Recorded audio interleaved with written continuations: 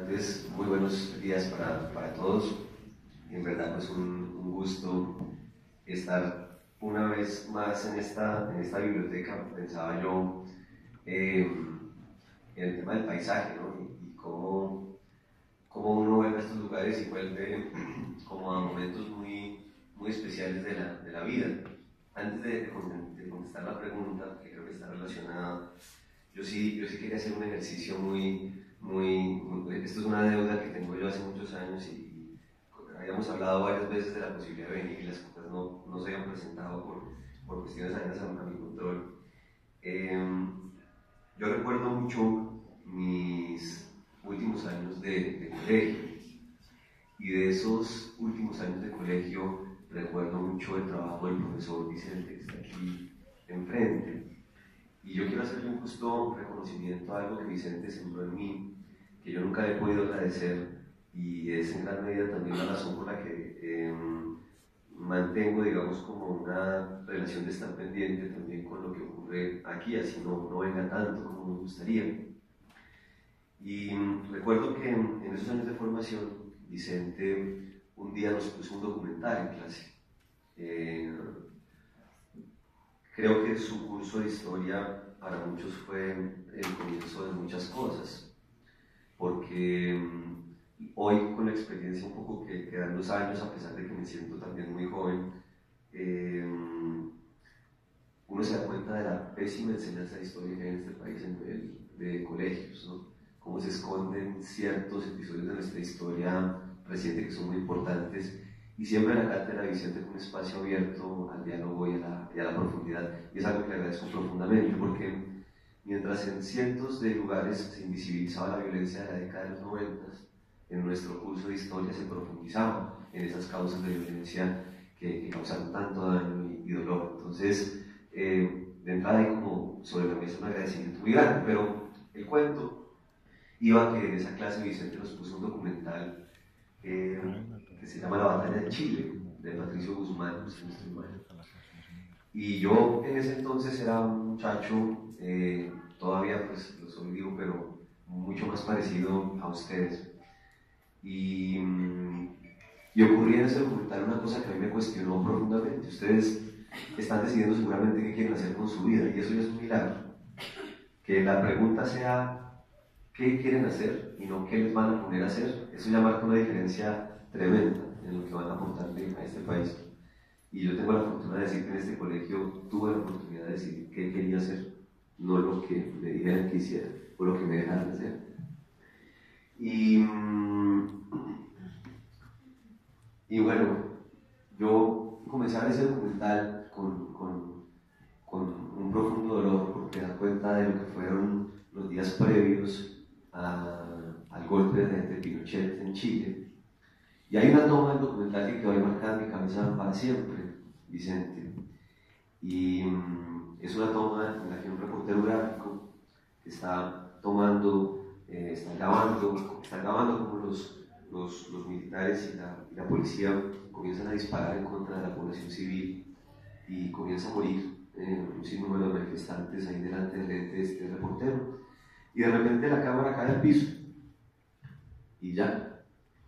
Y de repente una voz en off entra ahí, Patricio Guzmán, que es un bárbaro, y le hace saber a uno que la persona que estaba grabando eso acaba de ser alertada por una bala y que murió ese día. Es decir, le pegaron el tiro mientras estaba grabando. Y lo que a mí me conmovió profundamente de esa imagen, de ese documental, es que el último esfuerzo vital de esta persona fue acomodar la cámara de una forma en la que siguiera grabando. Y yo nunca había tenido una relación con una vocación o con un oficio que consiguiera sembrar tanto, porque indudablemente cada pérdida humana es incuantificable, pero el bien que hizo este reportero gráfico argentino, dejando que esa cámara siguiera grabando para futuras generaciones, trasciende de su propia vida. Y yo para ese entonces me estaba debatiendo entre estudiar literatura o estudiar periodismo. De hecho, yo creo que no, ni siquiera el periodismo había entrado por ahí como una parte de mis preguntas.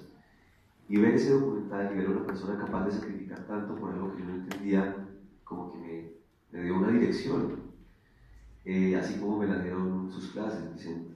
Y entonces, pues bueno, se lo persona y en público, ¿no? Ya con el tema de la violencia, pues entonces tengo como dos maneras de decir. Yo, desafortunadamente, digamos, en función de mi trabajo en los últimos años, pues vengo experimentando una serie de situaciones que nadie debería vivir por hacer su trabajo en este país. Y no me gustaría dejar en el aire de este espacio esa exposición de dolor, de sufrimiento, porque creo que uno de los daños más grandes que hacemos cuando le decimos a las personas que han padecido cierta clase de cosas que nos cuenten su historia es paralizarlos y limitarlos a lo que les pasó. Y yo la verdad creo que quienes han tenido que vivir de cerca los rincones de la guerra son ante todos sobrevivientes. Y creo que lo maravilloso aquí es no decirles a ustedes que han pasado cosas quizás un poco difíciles en los últimos años con relación a mi trabajo, sino lo contrario, decirles que a pesar de que esas cosas difíciles han pasado, pues aquí seguimos escribiendo libros y seguimos investigando y seguimos con esa misma inquietud que quedó sembrada ese día con el documental de Patricia Guzmán. Seguimos haciéndole honor a una vocación que solo tiene sentido en la medida en que le entregue voz a aquellos sectores que habitualmente no la tienen. Y el periodismo que yo he tratado de hacer en este país va en contra del discurso del poder de que habla Jonan, con quien tuve el gusto también de compartir. Yo creo que ese proceso tan hermoso de descubrirse como un individuo que piensa, ¿no? Y ahí pues creo que es muy importante comenzar a incluirle fragmentos a esta historia de nuestro país que hacen falta. Miren, ustedes son una generación que han tenido que sobrevivir a la concentración de medios de comunicación, pero además las narrativas que se plantean para contar ese dolor están atravesadas siempre por el discurso del poder. Les cuentan con una novela de Pablo Escobar, le hacen una novela a los Tres Caínes, les hacen una novela a José Rodríguez Gacha, ¿no? Y el testimonio de las víctimas pareciera nunca caber, ¿no?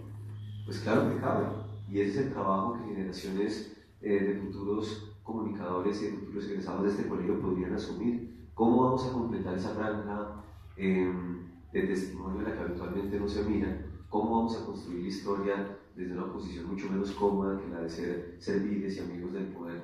Entonces, todo esto para decirles que las acciones de la violencia son incuantificables, pero también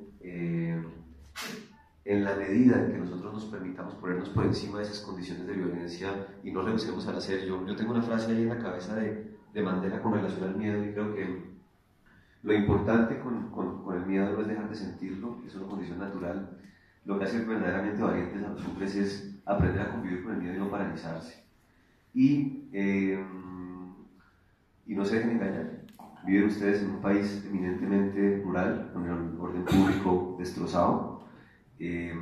La violencia toca la puerta de todas las familias y de todas las ciudades, y se necesitan muchos narradores para que esas historias no se repitan. Entonces, bueno, eso era como algo ahí por encima, ¿no? Javier, aló. Sí, lo que dices de las historias me parece interesante, de cómo nos cuentan las historias y cómo hay que asumir las historias.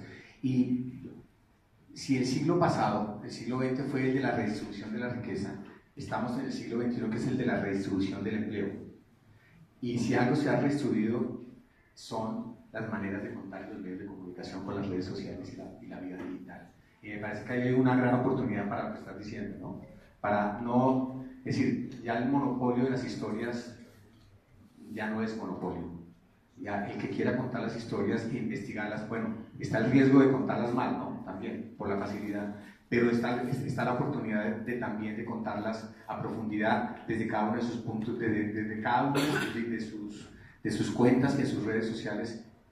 Cada uno se puede volver investigador. Entonces la comunicación, digamos que entró en una vida más democrática hoy en día. Sí, y no se debe confundir periodismo con medios de comunicación, ¿no? Los medios de comunicación son empresas que tienen intereses económicos, pues como cualquier empresa, el periodismo es una vocación, ¿no? Los medios de comunicación están alimentados por periodistas, pero yo creo que uno tiene que ser suficientemente inteligente para manejar una relación entre un canal de difusión y su propia pasión, ¿no? Yo traje este libro que para mí va a ser un honor entregárselo a Vicente, pero sobre todo va a ser un honor que quede pues aquí como para que los acompañe si alguno tiene ya lo tiene, profesor, bueno, se perdió esto, mentiras, mentiras, indudablemente sería un honor para mí que ustedes tengan la posibilidad de ver lo que encontramos ahí. Y este libro, yo siempre digo, es un poco una respuesta a eso, porque digamos, después de trabajar algunos años en la revista Semana y de hacer cubrimientos de temas de conflicto, a mí me quedó como un tema ahí atravesado, una historia que tuvimos la oportunidad de contar que parece sacada de una película de terror realmente, y ese libro es una forma alternativa de decir. Yo creo que de alguna forma los periodistas estamos en un constante ejercicio de encontrar maneras y canales de difusión. A pesar de que existe mucha concentración en los medios de comunicación, sigue siendo muy importante que digamos lo que la gente no quiere escuchar, que creo que es donde se zanja el terreno periodístico, decir algo realmente importante. Tú lo entiendes mejor que nadie también, y es como a este país le ha hecho mucho daño el periodismo canino.